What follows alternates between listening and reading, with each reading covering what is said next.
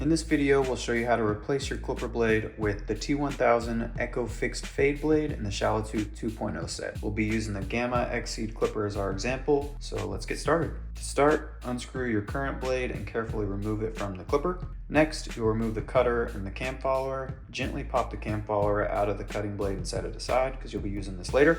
To change the spring, start by removing the lever, unscrew it carefully, keeping track of the track pin inside, then slide the stretch bracket off. Remove the spring, then slide the new spring into place. Once the new spring is in place, slide the stretch bracket back on top, align the lever, and screw it back into place, making sure it's secure. For a tip, hold the lever firmly while tightening to keep the track pin from falling out. And then we'll snap the cam follower back into the cutting blade, align the cam follower holes with the spring prongs, place the blade on the cutter, and align the screw holes with the holes on the stretch bracket. Tighten the screws, make sure the moving blade and the fixed blade stay on properly and they're aligned, and just like that, you're done.